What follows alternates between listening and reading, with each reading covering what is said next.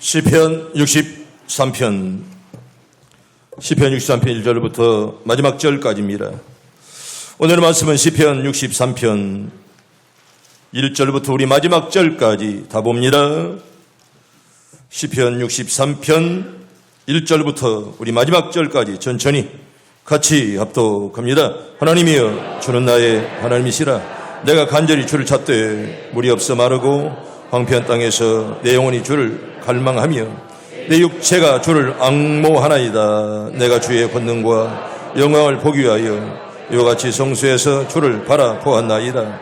주의 인자하심이 생님보다 나음으로 내 입술이 주를 찬양할 것이라. 이러므로 나의 평생에 주를 송축하며 주의 이름으로 말미암아 나의 손을 들리라. 골수와 기름인 것으로 먼과 같이 나의 영혼이 만족할 것이라. 나의 입이 기쁜 입술로 주를 찬송하되 내가 나의 침상에서 주를 기억하며 새벽에 주의 말씀을 작은 소리로 읊조릴 때에 하오리니 주는 나의 도움이 되었음이라. 내가 주의 날개 그늘에서 즐겁게 부르리이다. 나의 영혼이 주를 가까이 따르니 주의 오른손이 나를 붙드시거니와 나의 영혼을 찾아 멸하려 하는 그들의 땅 깊은 곳에 들어가며 가래 세력에 넘어져 승냥이의 먹이가 되리이다. 왕은 하나님을 즐거워하리니 주께 맹세하는 자마다 자랑할 것이나 거짓말하는 자 입은 막히리로다. 아멘. 할렐루야. 하나님, 여러분들의 마음을 만져주시길 바랍니다. 감리교를 창설한 존 웨슬리 목사님이, 저번에 바로 웨슬리 목사님인데 감리교를 창설했습니다. 언젠가 한 번은 시골교회를 방문했다고 합니다. 그런데 그 교회 젊은 목사님은 가정과 목회 문제 때문에 큰 좌절감에 빠져 있었습니다. 목사가 목회하다 보면 어려움도 있고요, 평안은 같지만은 고통이 따르는 것입니다. 시골교회 목사님이 참 어려움에 빠져 있었습니다. 그때 웨슬리 목사님께서 이 젊은 목사와 함께 열심히 기도를 하고 나오는데 마침 외양간에 소가 있어서 바라보니 소는 고개를 한껏 쳐들고 외양간 벽을 올려다보고 있었다고 합니다. 웨슬리 목사님은 젊은 목사님에게, 목사님, 저 소가 왜 고개를 들고 있는지 아십니까? 이렇게 묻고 나서는 이렇게 말씀했다는 것입니다. 벽에 있기 때문이죠. 벽이기 때문에 벽을 바라보고 있다는 것이죠. 사람도 벽이 있으면 고개를 들여야 됩니다. 눈이 제일 위에 있는 것은 빨리 위로 눈을 뜨도록 하기 위해서 하나님이 눈을 위로 만들었더랍니다. 그렇게 이제 그 목사님에게 위로해 주었다는 말입니다. 성도 여러분, 어려울 때일수록 좋은 믿음들 가지길 바랍니다. 어려울 때 보아야 그 믿음이 한몫하는 것입니다. 평상시에 기도를 많이 저축해놓고 평상시에 믿음을 가진 사람들은 어려움 당할지라도 여러분 절대로 이기지만은 평상시에 훈련을 받지 못한 사람들은 어려움 당하면 그걸로 한 번에 끝장나고 만다는 것입니다. 믿는다는 말이 무슨 말입니까? 앞에 벽이 있다고 체험하는 것이 아니라 벽이 있기 때문에 위를 바라보는 그런 믿음들 다 갖길 바랍니다. 성도 여러분, 제가 바라기는 우리 시온성의 모든 가족들이 올해는 더욱더 큰 믿음 가지길 바랍니다. 나에게 좋은 믿음을 주시옵소서. 여러분, 믿음은 불가능을 가능으로 안 되는 것도 되게 할 줄로 믿습니다. 여러분, 세계적인 베스트셀러인 갈매기의 꿈을 많은 사람들에게 용기와 꿈을 주었습니다. 갈매기의 꿈이라는 저 갈매기 조나단이 쓴 저 책이 굉장히 유명합니다. 그래서 많은 젊은이들에게 용기와 믿음을 안겨주었던 그런 책입니다. 이 작품 안에 있는 주인공 갈매기 조나단은 동료 갈매기들과 함께 바닷가 쓰레기 더미와 선창가의 고깃배 주위를 맴돌면서 먹다 버린 빵 조각을 먹으려고 서로 다투는 생활을 하고요, 그렇게 생활을 하고 살았습니다. 마침내 조나단은 먹기 위해 사는데 실증이 났습니다. 그는 하늘 높이 날아오르고 싶었습니다. 먹는 것이 지쳤다는 거예요. 그래서 하늘 높이 훨훨 날고 싶었습니다. 그는 부모와 형제들의 만류를 뿌리치고 혼자 하늘을 나는 연습을 시작했습니다. 이윽고 갈매기 조나단은 피나는 노력과 눈물겨운 인내로 하늘을 높이 나를 수가 있었습니다. 작가 리처드 버커는 이렇게 말했습니다. 가장 높이 나는 새가 가장 멀리 본다. 그 유명한 말입니다. 들어봤죠? 처음 들어? 한번 따라합니다. 가장 높이 나는 새가 가장 멀리 본다. 여러분 높이 보기를 바랍니다. 높이 나를 때 멀리 보는 것이지 여러분 벽만 바라보고 있으면 벽뿐이 안 보는 것입니다. 우리 인생도 그렇습니다. 우리가 일상적인 삶에서 탈출해서 좀 더 멀리 바라볼 수 있도록 그리고 인생의 분명한 꿈과 목표를 가지고 살아간다면 똑같은 시간이건만은 그 시간의 질은 분명히 다를 것입니다. 여러분들 여러분 인생이 하나님 안에 특별한 인생들 다 되기를 바랍니다.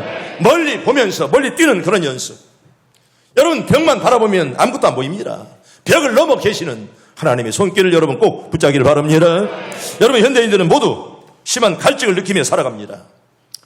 가져 끝만은 목마르고요. 가져도 언제나 더 갖고 싶은 그런 욕망이 가득 차 있습니다. 그리고 아무리 가져도 갈증을 느끼면서 살아갑니다. 옛날에 비해서 여러분 생활 환경도 얼마나 몰라보게 좋아졌습니까? 더 많은 것을 가지고 있음에도 불구하고 만족이나 감사나 기뻐하는 모습은 별로 찾아볼 수가 없습니다. 많이 가졌는데 기쁨이 없고 많이 가져 끝나는 만족할 줄 모릅니다. 왜 그렇습니까? 아무리 채워도 끝없이 솟아나는 그 탐욕과 욕심 때문에 만족이 없습니다. 여러분 오늘도 살아있음에 감사하기 바랍니다. 여러분 만족 아니면 우리가 그 욕망이 채워질 수 없습니다. 나에게 주어진 것에 만족할 줄 알아야지. 그렇지 않으면 계속 불평과 불만이 터져나옵니다. 여러분 많은 사람들이 이미 많은 것을 가졌음에도 불구하고 이런 채워지지 않는 욕심으로 말미암아 심한 결핍을 느끼면서 인생이 살아갑니다. 뿐만 아니라 욕심을 채우기 위해 이리저리 뛰어다니며 수고합니다. 그로 말미암아 심한 스트레스를 받고요. 그게 끝내 병이 되고 나를 죽게 만드는 그런 병으로 이제 변화되게 됩니다. 그리고 과로로 말미암아 병이 들고 불행한 결말을 맞는 사람들이 얼마나 우리 주변에 많이 있습니까? 성도 여러분, 오늘 우리와 함께 합독한 다윗의 시는 참된 만족을 얻기 위한 올바른 기도문이라 그렇게 말할 수가 있습니다. 오늘 다윗의 기도를 살펴보면서 하나님을 사모하는 성도들에게 하나님께서 무엇을 채워주시는가를 우리가 생각해 보려고 합니다. 저처럼 목마른 자에게 우리 하나님이 생수를 줄 줄로 믿습니다. 따라합니다. 목마른 자에게 주시는 생수 나도 오늘 먹게 해 주시옵소서. 마음껏 마시게 해 주시옵소서. 여러분 하나님을 사모하는 자에게 하나님이 생수를 준다 그렇게 우리에게 말씀합니다. 다윗은요 물이 없어 마르고 공핍한 광야에서 하나님을 갈망하며 말하고 있습니다. 목마름이 강했다는 것입니다. 여러분 목이 마르면 샘물을 찾아보고 우물을 파야 할 터인데 하나님을 바라보며 갈망합니다. 이게 바로 위대한 다윗의 장점이었습니다. 여러분 다윗이라고 다 훌륭합니까? 그러나 어려움 당할 때 그는 지체 없이 하나님께 엎드리고 기도한 줄로 믿습니다. 이게 바로 다윗의 장점이에요. 어렵고 힘들 때마다 사람 붙들지 아니하고 어떤 자기의 부하들 바라보지 아니하고 엎드려 기도했던 다윗. 그런 다윗을 하나님은 순간순간 이루하시고 끝내는 큰 하나님의 종으로 삼은 줄로 믿습니다. 여러분 예수께서는 이렇게 말합니다. 너도인지 목마르거든 내게로 와서 마시라. 나를 믿는 자는 성경에 이런 것 같이 그 배에서 생수의 강이 흘러나리라. 아멘. 여러분들 배에 생수의 강이 흘러넘치길 바랍니다. 아멘. 목마른 자, 또 갈망하는 자에게 주신 하나님이 그런 축복. 여러분 나를 믿는 자는 성경에서 말한 것 같이 여러분 배에 생수의 강이 흘러난다. 그렇게 우리에게 약속하고 있습니다. 우리가 주님께로부터 얻는 만족은 여러분 땅을 파서 마시는 물이 아닙니다. 입으로 마시는 물은 다시 목마릅니다. 아무리 마셔도 갈증이 또 찾아옵니다. 참된 만족을 우리에게 주지 못합니다. 주님께서 주시는 생수는 그러한 불완전한 물이 아닙니다. 주님께서는 당신에게 나오는 자들에게 성령으로 충만케 하시사 참된 만족을 주시는데 그런 은혜를 오늘 여러분들에게 다 하나님 내려 주시길 바랍니다. 하나님 주시는 그런 은혜. 사람이 주는 물은 먹어도 목마르건만은 내가 주는 물은 배에서 생수의 강이 흘러나리라. 아멘.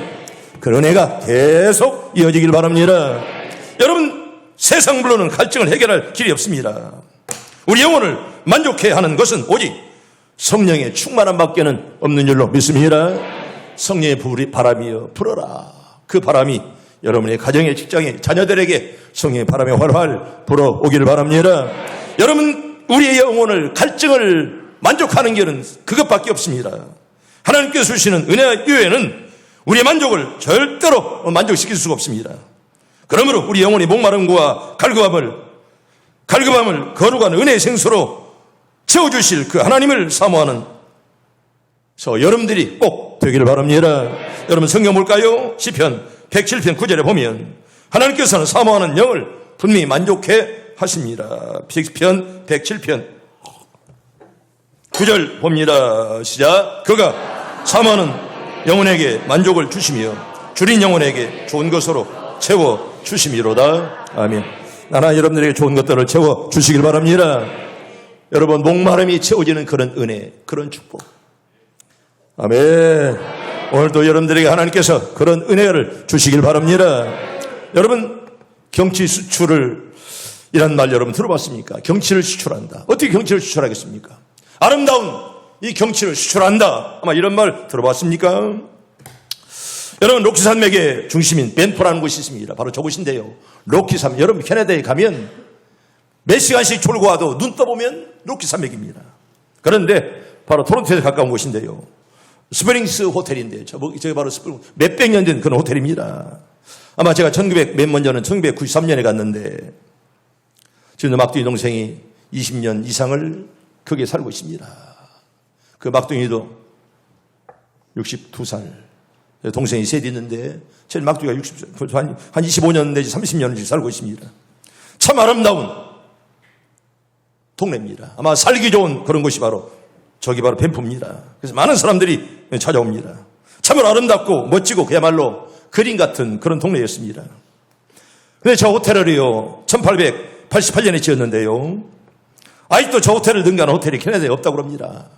돈이 비싸요. 엄청나게 비쌉니다. 수백 년 된 호텔이지만은 저기에 자려면 총 14층으로 되어 있는데 14층이에요. 방만 250개 있습니다. 그런데 1년에 20만 명이 저기에 투숙한다고 그래요. 적어도 3개월 전에 예약을 해야 저 호텔에 들어갈 수가 있습니다. 수백 년 호텔이지만은. 그래서 결혼할 때 결혼에 맞추어서 방을 예약하는 것이 아니라 방의 빈 날짜를 보고 결혼을 예약해야 돼요. 날짜를. 그래야 저 호텔에 잘 수가 있습니다. 그런데 저 호텔을 지은 사람은 윌리엄 코르넬리우스라는 유명한 사람인데요. 이 사람이 호텔을 지켜드린 동기가 있습니다. 그가 밴프에 왔는데 너무나 경치가 아름답습니다. 정말 그림 같은 그런 모습에 그냥 반해버리고 말았습니다. 경치에 탐복하면서 한마디 했습니다. 우리는 이 경치를 수출해야 된다. 여러분 어떻게 경치를 수출합니까? 만일 수출하기 힘들다면 사람들을 이곳으로 수입해야 된다. 막 그렇게 이분이 사고방식을 바꿨습니다. 그래서 경치를 수출하지 못한다면 사람들을 여기로 수입해야자. 그리고 호텔을 멋있게 지었고 경치를 수출하고 싶은 꿈은 그대로. 거기에서 경치를 수출 못해건만은 1년에 20만 명이 와서 저 호텔에 보고 가는, 그래서 정말 그 꿈이 이루어지는 그런 역사를 저 호텔이 우리에게 증명해 주는 것입니다. 1년 동안 호텔에 투숙하는 사람이 20만 명이라니 여러분 믿어집니까? 성도 여러분, 늘 언제 어디서나 하나님의 말씀 여러분 꼭 사모하기를 바랍니다. 좋으신 하나님께서는 오늘 말씀대로 사모하는 영혼의 눈들을 환하게 띄워줄 줄로 믿습니다. 사모하는 자에게 은혜가 나가시고 사모하는 자에게 영안이 밝아질 줄로 믿습니다. 여러분, 미국 자동차 산업의 대부라고 불리는 찰스 키더링이 있습니다. 이분은 미국 자동차 회사의 대부입니다. 그런데 이 사람이 나이가 80이 넘어서도 새로운 기계를 발명하는데 열심히 했습니다. 그가 83번째 생일을 맞이했을 때 이제는 연구를 중단하고 좀 쉬시지요. 아들이 이야기에 이렇게 말했습니다. 오늘만 생각하는 사람은 흉하게 늙는다. 나는 항상 미래를 바라본다. 그런 삶으로 멋있게 인생을 살아갔습니다. 여러분, 소망이 사라지면 사람들은 금방 늙고 맙니다. 그리고 남게 되는 것은 죽음밖에 없습니다. 미래를 향한 소망, 그것이 오늘도 우리를 살아있게 하는 유일한 이유가 아니겠습니까? 여러분, 소망 가운데 살기를 바랍니다. 소망이 끊어지면 죽음이에요. 올 한 해도 미래를 향한 소망이 충만함으로 말미암아 영원히 목마르지 않는 축복들 여러분 다 받기를 바랍니다. 여러분, 여기 이사야 44장 2절과 4절에 보면 2, 3절에 보면 하나님은 택한 백성들에게 성령을 부어주신다 이렇게 약속하십니다. 우리 이사야 44장 2절과 3절 4절 좀 긴데 천천히 봅니다. 시작. 너를 만들고 너를 모태에서부터 지어낸 너를 도와줄 여호와가 이같이 말하노라. 나의 종 야곱 내가 택한 이스라엘아 두려워하지 말라. 나는 목마른 자에게 물을 주며 마른 땅에 시내가 흐르게 하며 나의 영을 내 자손에게 나의 복을 내 후손에게 부어주리니 그들이 불 가운데에서 수산하기를 시냇가에 보들 같게 할 것이라. 아멘. 하나님 우리들에게 오늘 성령을 부어 주시길 바랍니다. 70년 동안 함께 하신 하나님. 아멘. 우리가 70년 일주일후에 70년의 감사예배를 드리건만은 이 역사에 동참해서 눈물로 기도하고 함께 정말 하나님의 교회를 위해서 충성하며 섬겨온 여러분들에게 큰 복이 있길 바랍니다. 이번에 장로가 되고 안수일사가 되고 권사하는 여러분들 큰 그릇들 되어서 하나님의 교회에 꼭 이름 석작 아름답게 남겨지길 바랍니다. 핏대 되어서 안수받을 여러분들, 여러분 이 사명이 작지 않습니다. 하나님 역사하시면 못할 일이 없습니다. 나에게 주셔진 사명이 작든지 크든지 정말 안수받을 때 지금 여러분들이 은혜 받는 그런 마음 변치 마시고 끝까지 이 은혜가 꼭 이어지길 바랍니다. 여러분 요한복음 6장 35절에 보면 주님께 나아가는 자는 영원히 목마르지 아니한다 이렇게 말씀합니다. 천천히 봅니다. 시작. 예수께서 이르시되 나는 생명의 떡이니 내게 오는 자는 결코 줄이지 아니할 터이요 나를 믿는 자는 영원히 목마르지 아니하리라. 아멘. 따라합니다. 나를 믿는 자는 영원히 목마르지 아니하리라. 여러분 그렇게 살기를 바랍니다. 영원히 목마르지 말고 주님 주시는 은혜를 받아서 여러분의 가에서 생수 같은 역사가 꼭 있기를 바랍니다. 여러분 이사야 55장 1절에 보면 우리 하나님께서는 값없이 여러분 공짜로 참된 음료를 주신다 그렇게 말씀합니다. 이사야 55장 1절 봅니다. 시작. 오라 너희 목마른 자들아 물러나오라. 돈 없는 자도 오라. 너희는 와서 사 먹되 돈 없이 값없이 와서 포도주와 젖을 사라. 아멘. 사모하는 자에게 이런 복을 줄 줄로 믿습니다. 말씀을 사모하고 갈망하는 자들에게 끊어지지 않는 멈추지 않는 그런 샘물을 하나님 허락해 줄 줄로 믿습니다. 두 번째로 여러분 하나님을 사모하는 자에게는 상한 심령에 주시는 위안이 꼭 있을 줄로 믿습니다. 따라합니다. 상한 심령에 주시는 위안 하나 여러분들을 꼭 붙잡아 주시길 바랍니다. 여러분 위안의 말씀 오늘 본문 시편 63편은요 다윗이 압살롬의 반역으로 말미암아 예루살렘을 떠나 피신하면서 유대 광야에 숨어 있을 때 지었던 기도십니다. 그가 이토록 간절한 마음으로 하나님을 갈망하며 악무하는 것은 그의 진실한 신앙 때문에 물론 그렇게 기도했지만은요 그의 절박한 처지에서 나오는 불안함과 근심 때문에 그는 기도하지 아니할 수 없습니다. 여러분 지혜로운 성도는요 평안할 때 기도해야 돼. 아멘. 잘못된 신자는 매를 맞아야 그때 정신 차리고요. 진짜 미련한 것들은 매를 맞아도 깨닫지 못합니다. 여러분 우리 지혜로운 성도가 되어서 평상시에 기도 많이 하시고 아멘. 어려움 당할 때도 주님만 바라보기를 바랍니다. 매 맞아도 깨닫지 못하는 자는 이 버림받은 자의 그것. 그건 탕자예요 그것. 매 맞아도 깨닫지 못하는 것을 무슨 신자라고 말할 수 있습니까? 여러분 다윗이 믿음이 좋았던 것이 아닙니다. 얼마나 절박했으면 얼마나 힘들었으면 하나님밖에 바라볼 것이 없었습니다. 여러분 자식이 배신했죠. 또 지금까지 자기가 믿었던 신하들이 단체로 배신했죠. 믿을 것이 없습니다. 그럴 때 하나님께 엎드릴 수밖에 없었다는 것입니다. 성도 여러분 이 세상에 사는 누군가 그 누가 근심과 걱정 절망과 불안해서 완전히 자유할 수가 있겠습니까? 저는 목회하면서 보면 어떤 누구에게라도 십자가는 다 있습니다. 여러분 아무리 평안하게 보이는지 알지라도 십자가는 누구나 다 가지고 있다는 것입니다. 어떤 누구도 여러분 거기에서 100% 자유할 수가 없습니다. 우리 인간은 죽는 순간까지 늘 마음속에 불안과 아픔을 가지고 살 수밖에 없는 그런 불안전한 존재입니다.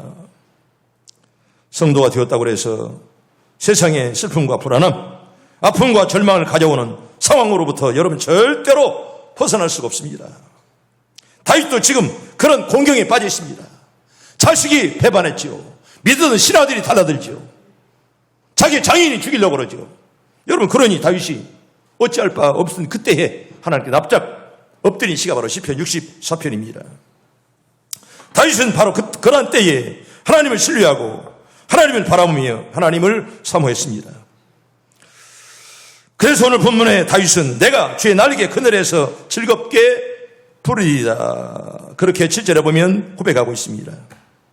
여기에서 주의 날개라는 말은, 날개 그늘이라는 표현은 주님께로부터 오는 위로와 평안함을 말씀하는 것입니다.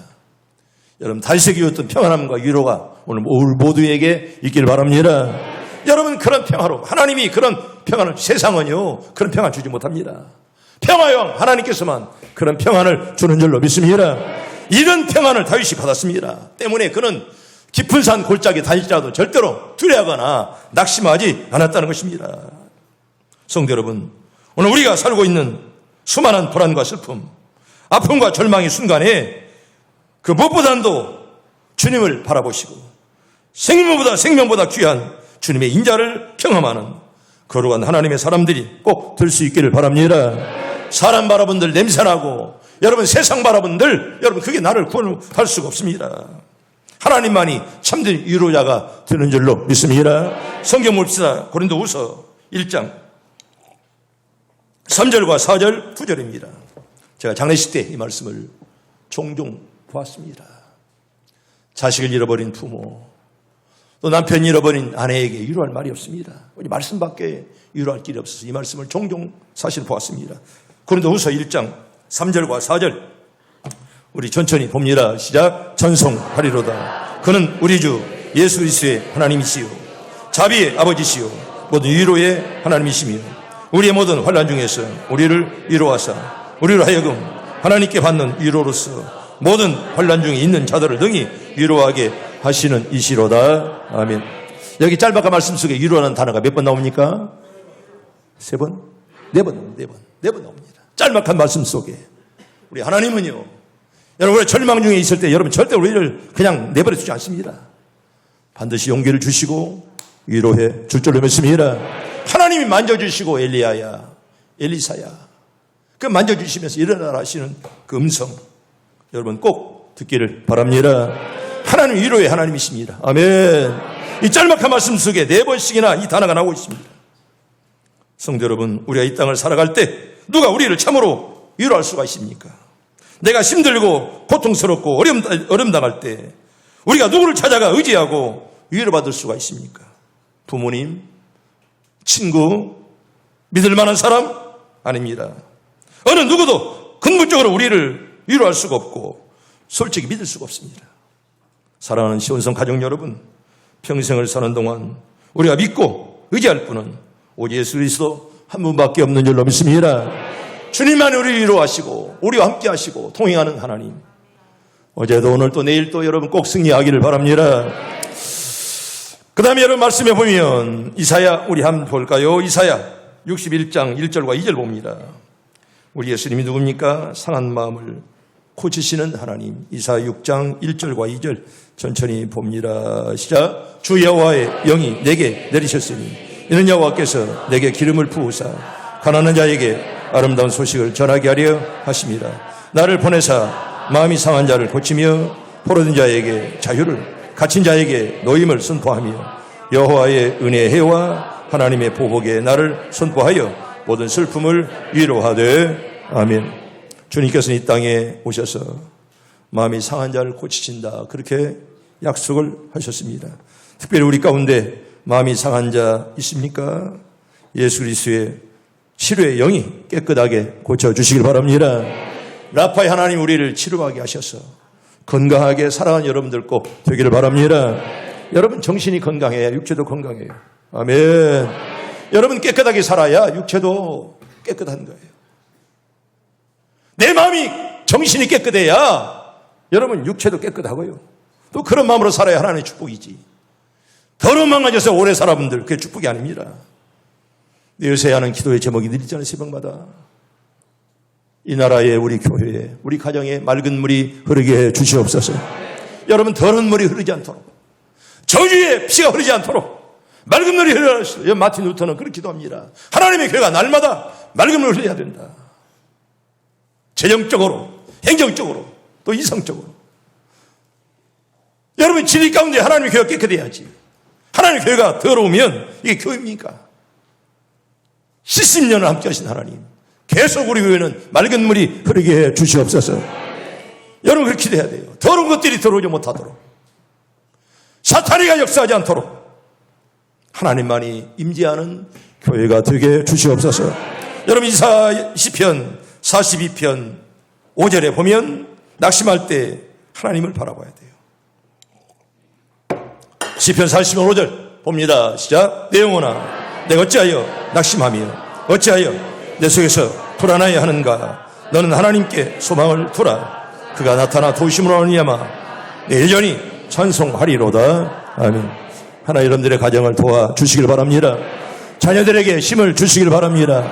사업장마다 사업장이 잘 되는 복들이 꼭 있기를 바랍니다. 하나님이 도우셔야 돼요. 아멘.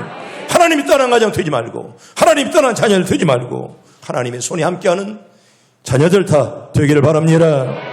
마지막 세 번째는요, 하나님을 사모하는 자들에게는 사망의 그늘에 앉은 자에게 하나님이 생명을 주신다라고 이렇게 우리에게 약속하십니다.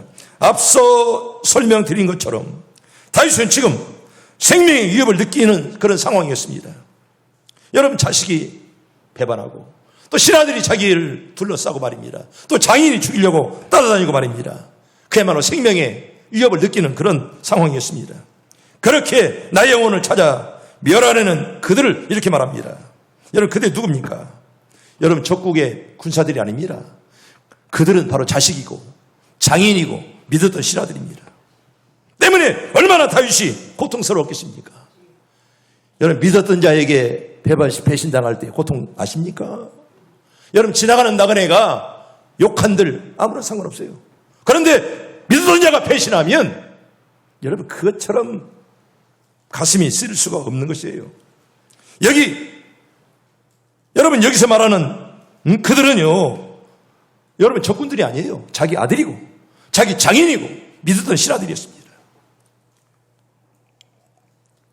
그리고 이스라엘 대부분의 군사들은 다윗에게 등을 돌리고 압살롬을 추종했습니다. 객관적으로 보면 다윗의 생명은 이제 그의 목숨을 노리는 자들에게 넘어갈 수밖에 없는 그런 상황에 이르렀습니다. 이러한 절망적 상황에서 그의 생명을 보존해 줄 수 있는 존재가 누굴까? 그는 하나님께 엎드려 기도하지 않을 수가 없었다는 것입니다. 나를 인도하시고 내 생명을 지켜주실 분은 하나님 한 분밖에 없구나. 그렇게 깨닫고 하나님께 엎드릴 수밖에 없었다는 것입니다. 다윗은요, 간절함으로 생명을 보존하시는 하나님을 사모했습니다. 사실 하나님께서 생명을 지켜주신다는 믿음은 다윗 왕이 되기까지 숱한 경험에서 얻어진 그런 믿음이었습니다. 여러분, 그냥 왕이 된 거 아닙니다. 얼마나 많은 고통과 고난을 통해서 왕이 되었습니다. 그때마다 함께된 하나님의 은혜를 그가 모를 리가 없습니다. 그러므로 다윗은 그 절망적 상황에서라도 담대하게 주의 오른손, 저 주님의 놀라운 능력과 권능이 나를 붙드시고 나의 대적은 철저히 멸망할 것이라고 고백하는 그런 믿음이 그에게 있었다는 거예요. 아멘. 그런 믿음들이 우리에게 다 있길 바랍니다. 여러분, 적군은 철저하게 무너질지라도 하나님의 나라는 왕성할 줄로 믿습니다. 그런 믿음을 여러분 절대로 다윗은 버리지 않았습니다. 성도 여러분, 베드로는 마귀가 우는 사자처럼 삼킬자를 두루 찾아다닌다 이렇게 말씀합니다. 여러분, 베드로전서에 보면 이 마귀가 우는 사자처럼 삼킬자를 찾으려고 찾아다닌다 이렇게 말씀합니다. 이러한 때에 우리가 진정 우리의 생명을 보존하고 하나님이 주시는 영생을 빼앗기지 않기 위해서 필요한 것은 하나님을 바라보고 그의 능력과 권세를 의지하는 것밖에 없는 줄로 믿습니다. 여러분, 사람 바라보다가 망하는 거예요. 세상 바라보다가 그게 세상의 나를 절대로 구원할 수가 없습니다. 우리의 마음을 빼앗고 우리의 신앙을 빼앗고 믿음을 빼앗아 사망을 이끌기를 원하는 사탄의 역사는 하나님께서요, 붙드시고 역사하실 때 사탄이 한 길로 들어왔다가 7길로 도망할 줄로 믿습니다. 하나님 보호하셔야지 하나님 떠나면 여러분 절대로 사탄을 이길 수가 없습니다. 땅 깊은 곳에 들어갈 수밖에 없는 거예요. 성도 여러분, 하나님을 열정적으로 사모하기를 바랍니다. 여러분 사모하는 자에게 하나님 은혜를 허락하시고요, 우리의 생명을 보존하시고 영원한 하나님 나라를 수호할 수 있는 성도로 주께서 오늘도 내일도 모레도 우리를 붙잡아 줄 줄로 믿습니다. 성경 볼까요? 신명기 32장 39절에 보면 우리 하나님께서는 생명의 주관자시라 이렇게 말합니다. 신명기 32장 39절 천천히 봅니다. 시작. 이제는 나곧 내가 그인 줄 알라. 나 외에는 신이 없도다. 나는 죽이기도 하며 살리기도 하며 상하기도 하며 낫게도 하나니 내 손에서 능히 빼앗을 자가 없도다. 아멘. 이 말씀 믿어지면 아멘. 하나님 여러분들의 생명을 언제까지 보호할 줄로 믿습니다. 하나님은요 우리를 죽이기도 하시고 살리기도 하십니다. 하나님 여러분들 죽이지 말고 살려주시길 바랍니다. 하나님의 손에 잡혀 있어요. 네가 아무리 똑똑한 척 해도 하나님의 손에 남기기 때문에 하나님의 손에서 도망가려고 하지 마시고 하나님께 납작 엎드려 기도하기를 바랍니다. 여러분 이 시편 33편 18절과 19절에 보면 하나님께서는 자신을 사모하는 자들에게 생명을 지키신다 이렇게 말씀합니다. 우리 볼까요? 천천히 봅니다. 시작. 여호와는 그를 경외하는 자 곧 그의 인자하심을 바라는 자를 살피사 그들의 영혼을 사망에서 건지시며 그들이 굶주릴 때에 그들을 살리시는도다. 아멘. 하나님 우리 모두를 살려주시길 바랍니다. 영혼을 사망에서 이끌으신다 건지신다 그렇게 우리에게 말씀합니다. 랍비 아키바가 램프를 가지고, 랍비는 스승을 말합니다. 이스라엘에. 여러분 랍비 이야기를 잠깐 합니다. 랍비 아키바라는 사람이 램프를 가지고 나귀와 개와 함께 여행을 하고 있었습니다. 날이 어두워지자 그들은 어느 빈집에 헛간에 들어가서 밤을 보내기로 했습니다. 밤에 아키바가 램프의 불빛 아래서 책을 읽고 있을 때 갑자기 바람이 불어서 램프가 꺼졌습니다. 할 수 없이 아카비는 어떻게 했습니까? 잠을 잘 수밖에 없어요. 잠을 청했습니다. 잠을 자고 있는 동안에 여우가 와서 개를 물고 가버리고 왔어요. 개를. 또 사자가 와서는 나귀를 죽여 끌고 왔습니다. 다음날 허탈해진 아키바가 램프만 챙겨가지고 가까운 마을에 다다랐는데 그곳에서는 지나간 간밤에 큰 난리가 터졌다는 것입니다. 도둑대가 쳐들어와서 온 마을을 파괴하고 마을 사람들을 몽땅 죽이는 만행을 저질렀습니다. 아키바는 안도의 한숨을 쉬었습니다.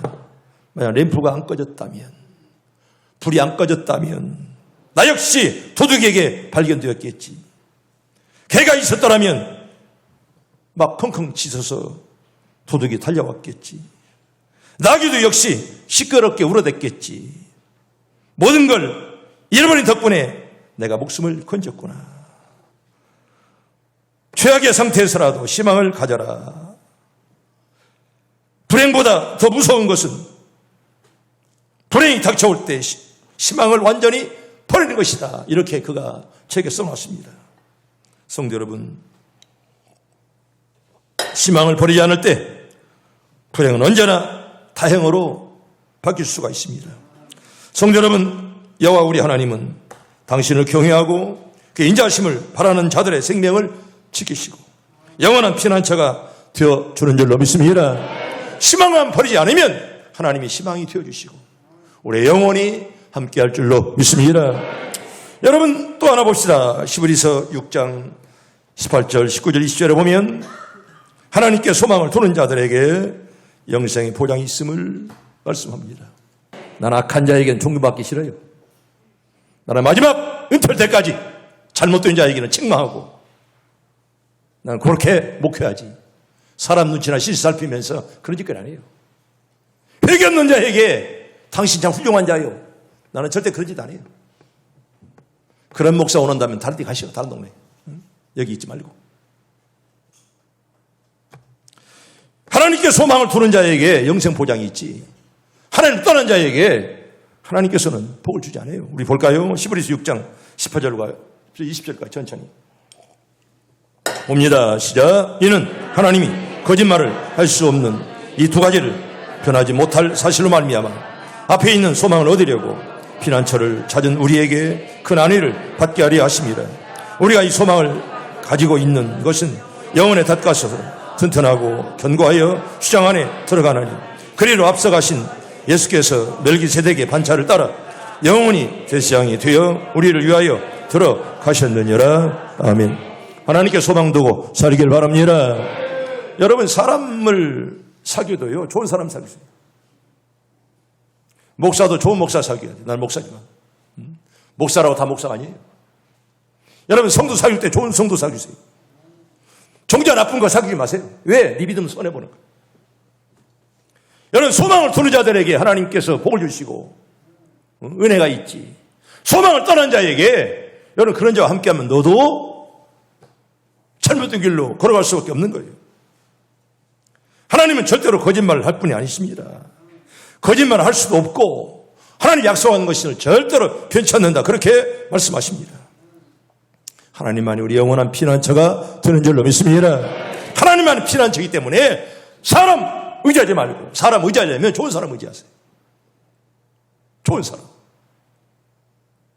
기도하지 아니하고 시험 들고 감사할 줄 모르고 봉사할 줄 모르고 지 혼자만 낯내고 사는 자들, 함께 해본들 내 믿음에 아무런 유익이 없습니다. 소망을 함께 두는 자들, 이런 사람을 성도라 그렇게 말씀하는 것입니다. 사랑하는 성도 여러분, 우리의 삶의 상황은 여러분 다윗과 같이 여러분 결코 다르지 않습니다. 다윗이 어려움 당한 것처럼 우리도 그런 어려움이 늘 있어요. 믿고 의지할 만한 것이 없고 나를 이끌고 나에게 도움을 줄 참된 동무도 찾기 어려운 시대가 되었습니다. 세상은 마를 대로 메말아가고 강팍한 대로 강팍이 져서 금방이라도 무슨 일이 터질 것 같지 않습니까? 우리는 그런 불안한 세상을 살아갑니다. 한 치 앞을 내다볼 수 없어 수많은 걱정과 불안에 붙잡혀 살아갈 수밖에 없습니다. 그러나 이런 강팍하고 메마른 세상에서라도 우리 크리스찬들은 골수와 기름진 것으로 먹고 영원히 만족하며 기뻐할 수가 있는 것은 주님이 나와 함께하는 줄로 믿습니다. 그 주님 모시고 평생 동안 여러분 다 승리하기를 바라고요. 예수 그리스도의 사랑의 소리를 절대로 어떤 누구도 끊을 수 없습니다. 성도 여러분, 우리 평생에 하나님을 사모하며 하나님의 도심과 역사를 체험하시고 하나님을 늘 송축하는 복된 인생들이 다 되기를 바랍니다. 여러분들의 앞길이 평탄하고 하나님의 축복이 다 있기를 바랍니다.